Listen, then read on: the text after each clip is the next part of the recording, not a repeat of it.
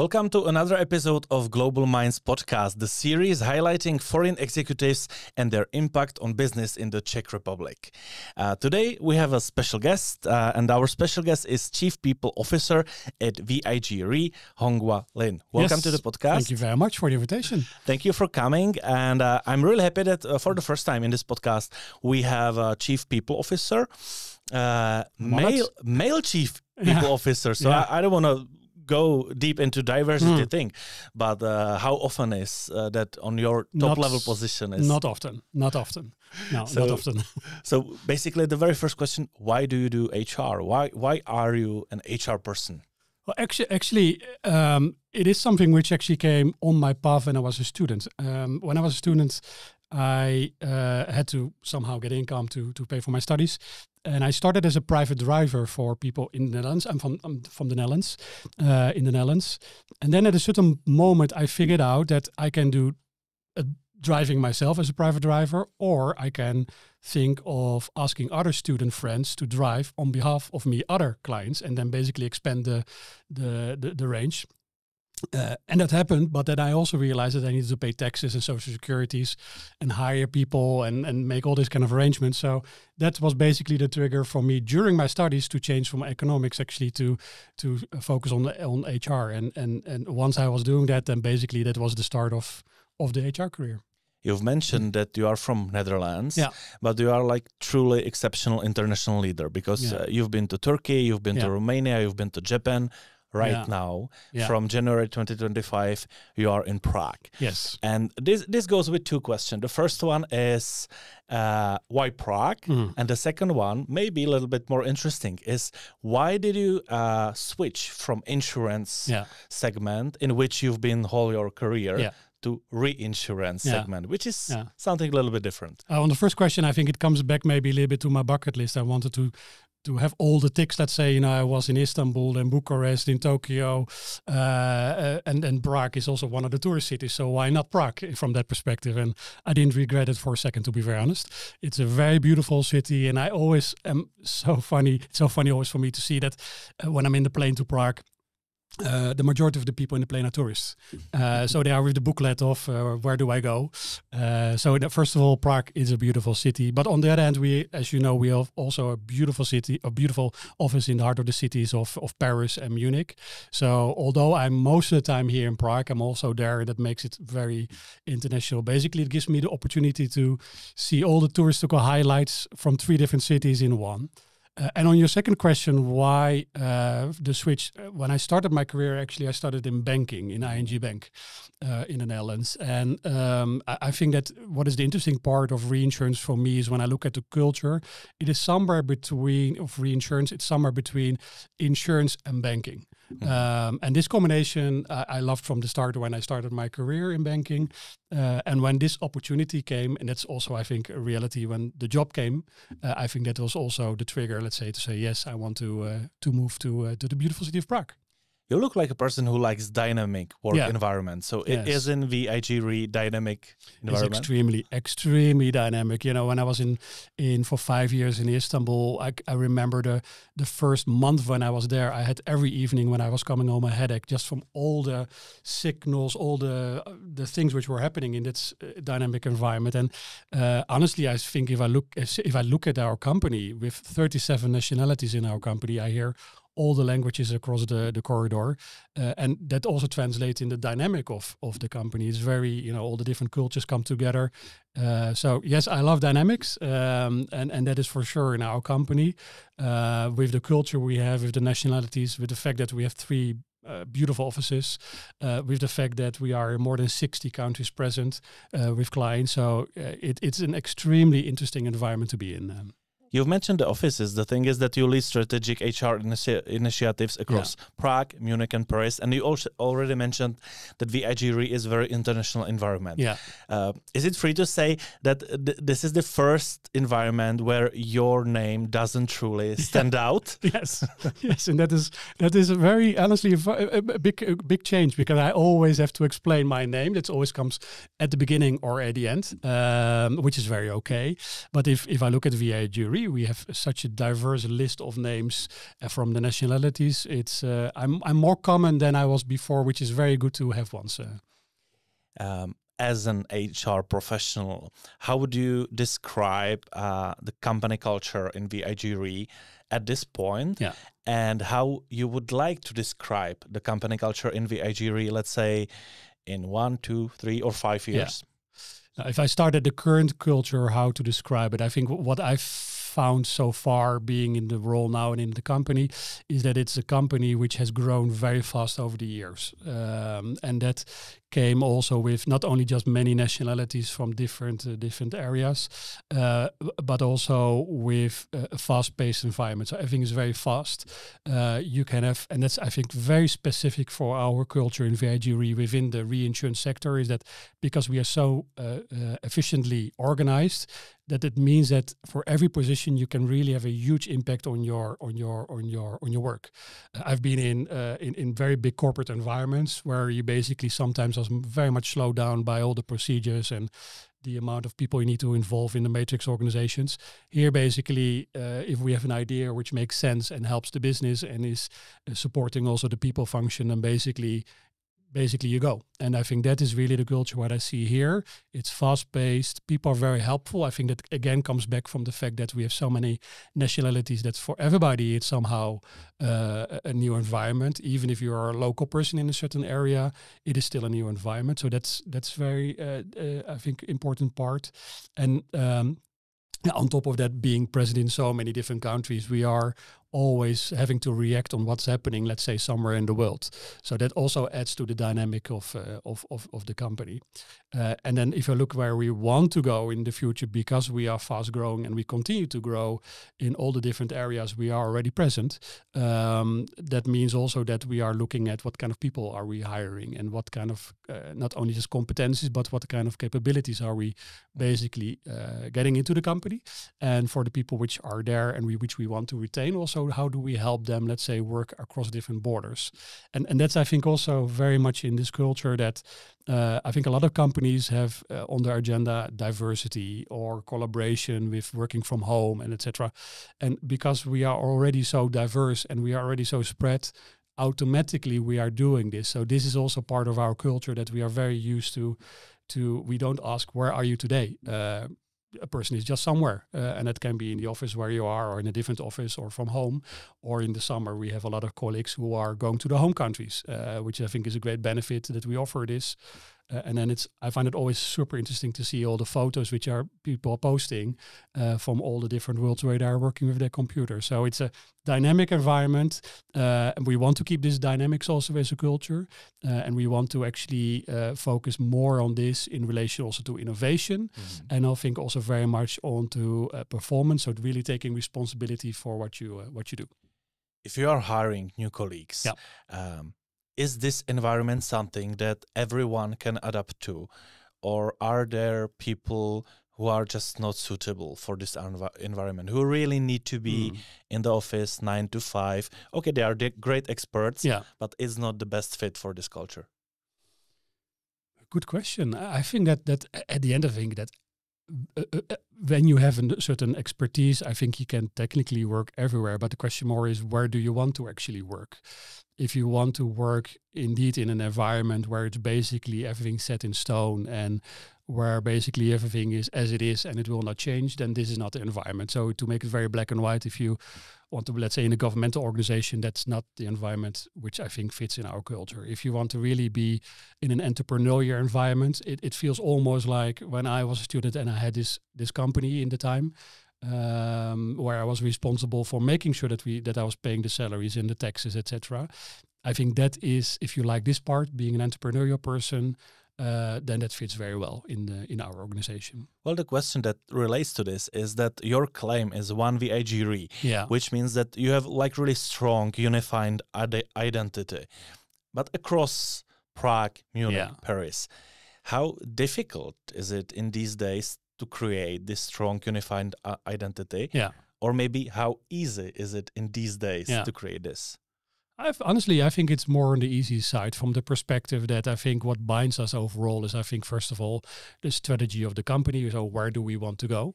That is for everybody equally, and then it's translated into the different functions on what that means for a function. Secondly, I think what makes it easier is that we have very clear values in our company: passion, performance, partnership, and those values are basically setting the tone on how we work together already. So that also helps a lot in how we work together. And I think thirdly, we have teams actually which are not just only in one location, but they are basically in some cases in several locations. And that automatically means that people already need to work cross-border. And even if you do not have a team in several locations, but only one location, then you still need to often work cross-border. And that makes it honestly very easy, I think, to work together in different locations, in following the same plan and following the same values. On top of that, I think what is important to acknowledge that every location is unique. You know, you have the Eiffel Tower in Paris, which is different from the pretzel and beer in Munich, and different from the Karls Bridge here in Prague. But still, at the end of the day, we are all doing it for the same cause and the same way. So it binds us, but we are aware that there is a uniqueness in every location, and we are aware that every person who is in our company working is also coming from a different background. And with this awareness, honestly, it is relatively easy to bind people together. And I think what I really like is that I see that there are a lot of people which are showing genuine interest in where people come from, and not just only from the career perspective, but also what is their background. And when you hear sometimes the stories, it's amazing to hear where people are coming from all over the world, basically. How difficult is it to truly create for managers, let's say, the environment where they can be truly, direct manager for someone who's not in their office, and also at the same time that the employee really feels that the manager is there for him no matter where he sits? I think that's the biggest challenge for every manager, to be honest. And it's not only just for myself as a manager for the people function, but also I think in general for every manager. The advice what I always in general give if people ask me this question is, I think it's very important to express clearly what you are aiming for as a function, what you expect from each of the functions in the team. And then that you also trust at the end the individual people doing their work and taking their responsibility, and not to focus, let's say, on all the micromanagement details, but really to focus on the outcome, which honestly, I have to be very honest, is not always easy, because things are dynamic and sometimes you feel the urge to jump in. Then it's very good sometimes to just count to 10 and not jump in, and that some things are then good, and sometimes don't go the way you want it to go. But that I think is something which I think is general for every culture, every leadership style. I think what makes it interesting is that every culture also comes with what is expected from a leader and what is accepted from a leadership style. I remember that in Turkey, I was seeing a very different leadership style than, for example, in Romania or Japan or in the Netherlands. And if you are at least aware of this, then I think you can help people. But in general, I think these elements, the basic elements, are important for everyone. And also maybe to visualize it a little bit, when I was living in Istanbul, and when I was going down to the Bosphorus and saw those big oil tankers going to the Bosphorus, I think for them is actually exactly the same. Before they go into the Bosphorus, they make a plan how they do it. Mm-hmm. And even if the waves are huge, they still keep their course and they trust each role they have. And that's the only way, I think, how they come safely to the Bosphorus. And so that's, I think, the advice I would give to every manager. And like I said, sometimes even for me, it is also difficult. And sometimes you just have to step back a bit. It's, I think, a journey every manager goes to in his career. Maybe this is a little bit more personal, but what do you do when you are, for example, in Paris? And you just feel like that today I'm not feeling the Paris mood. I'd like to be in Munich or Prague instead. So what do you do?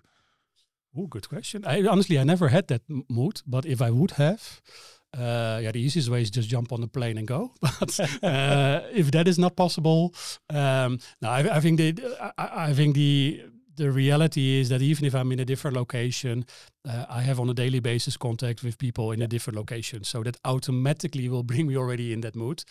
And I also have to be very honest, there are days when I'm here in Prague sitting in the office, and when there are many things going around. And although the office is in the city of the heart of the city, with all the tourists, with all the trolleys going the whole day past.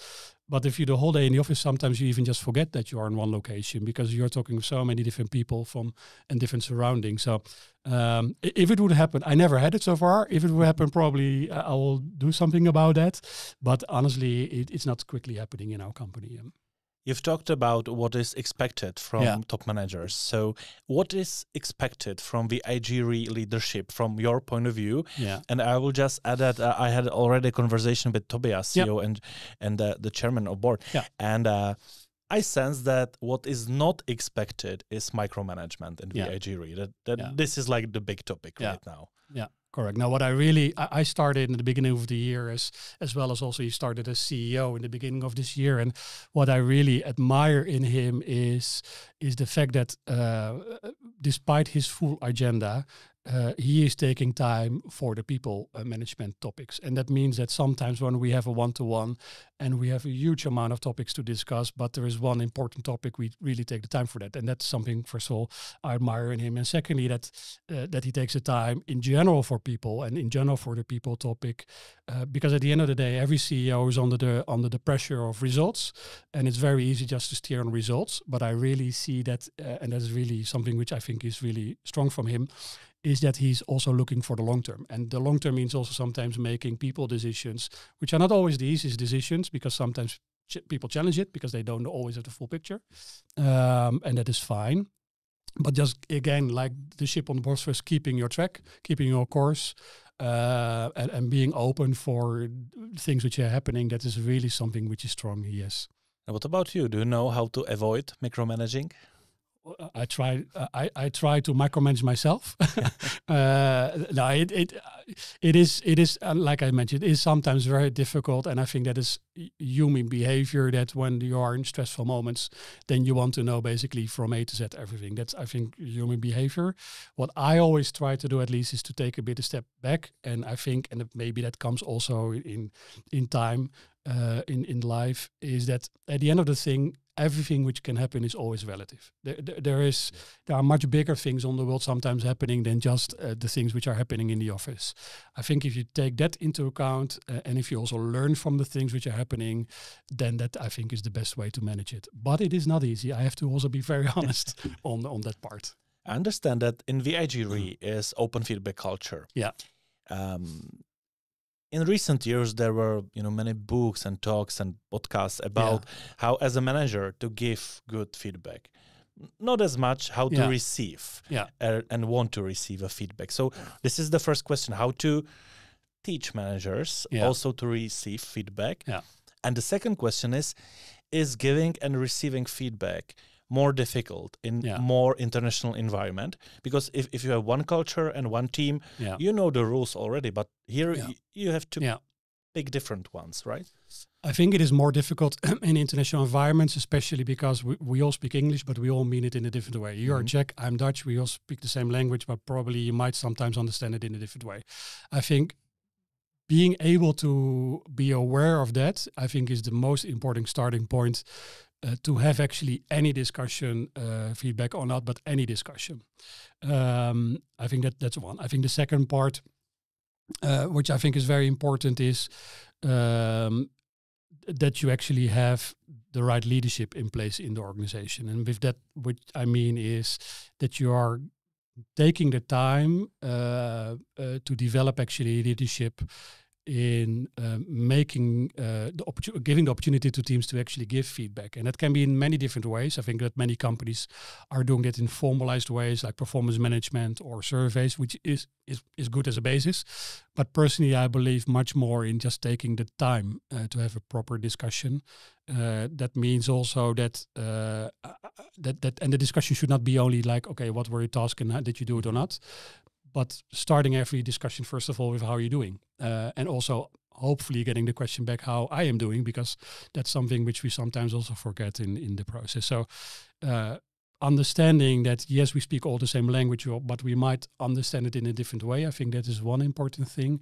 And giving the opportunity to the managers and leaders in the company to have the discussion, but also actually promoting that people speak up in different surroundings like town halls or this kind of things. So this combination, I think, makes it able, let's say, for us to have this culture and actually develop more on this culture. So would you say that you have completely succeeded at having open feedback culture? I think that VIG Re? I think that no company is always fully complete there, because otherwise we also would not have a job anymore. But no, I think that it's like with managing teams, it is always an ongoing journey, and I think it develops over time. It develops over time in your career. That's also for the companies. Companies, in our case, we are growing significantly, and that means also that comes with certain new impulses, and that also means that we also develop. So we are, let's say, like a person who is just growing in life, and that so we are never there fully, but I think we are on the good track, to be very honest. This is also a business podcast. Yeah. Usually when we talk about business growth, we are focusing on sales or marketing, etc. How crucial role plays HR as a strategic pillar for company growth from your point of view, from your experience? Yeah, I think, of course, I have to say the most important role of the whole company. No, but on a serious note, I think that what I really appreciate, and that comes first of all back to, I think, to Tobias, that he is also allowing the people function to be really a part of the business planning and the business as it is on a daily basis. That's, I think, the first part. The second part, I think, the fact that I think that we are on the good way as the people function is the fact that we are not only just certified at a great place to work for several years now in a row, but also this year we are actually certified as a top employer, which means that basically we can measure us against the best performing companies in the world. And I'm super proud of that because of the efforts of the team. I'm super proud of that also because we are the first one in the whole VIG group which has this certificate. So being a top employer means that we, I think, are doing the good things in the company as it is regarding the basics. And then I think what I see as a main focus areas going forward for us is, first of all, we changed significantly in our people function, the structure. So we moved from more generalistic positions to we have clear business partners, which are the persons who should have the discussions like we are now having the discussion.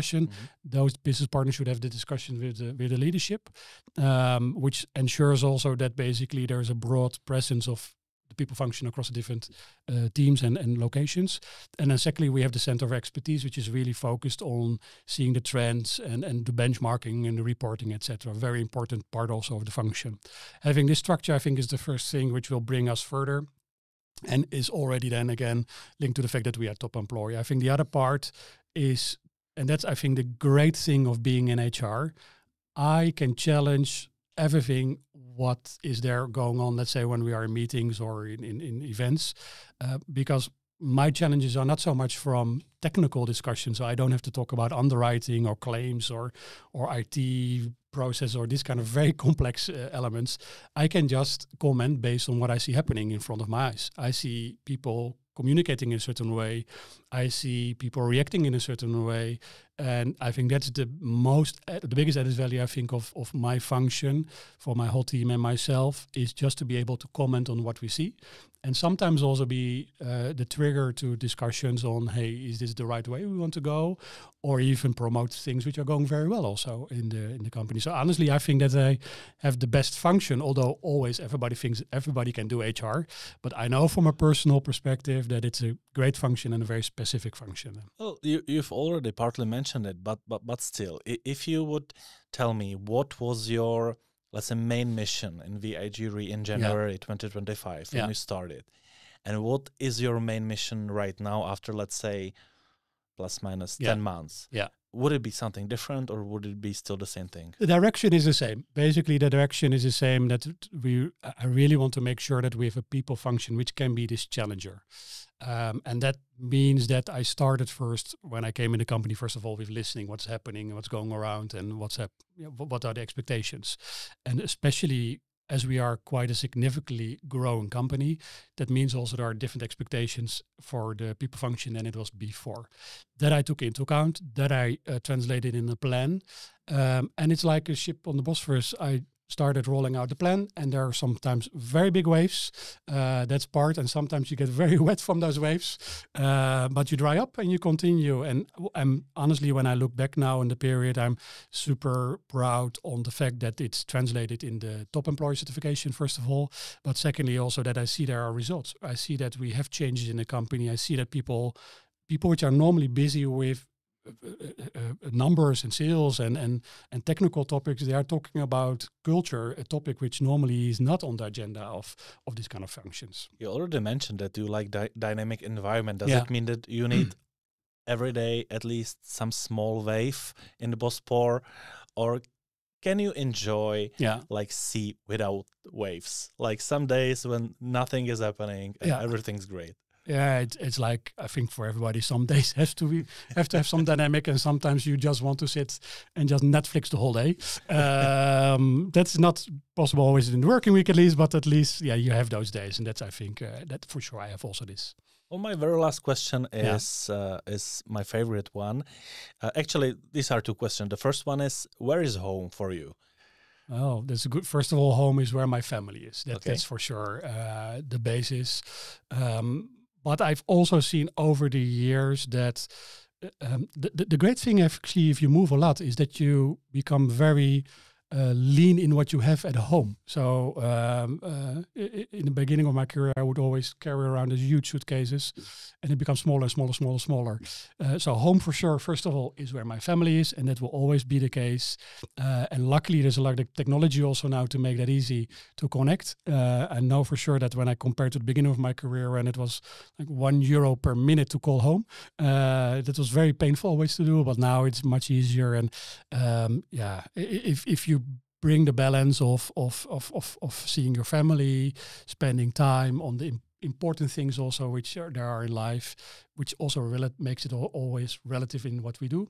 That basically means for me home. And the last question refers to the name of this podcast. Do you have a global mind? Well, before we started the podcast, we were shortly discussing, and I said already, I'm curious how my pension administration will become in the future when I will go on pension, because it's all over the world.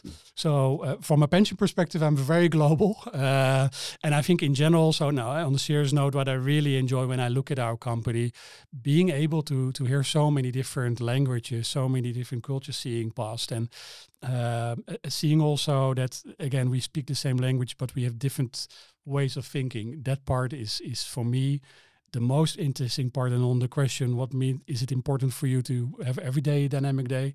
I think this part, this international element, makes it for me everyday dynamic. Thank you very much for your time, Hong-Wha Ling. Thank you very much also. Thank you.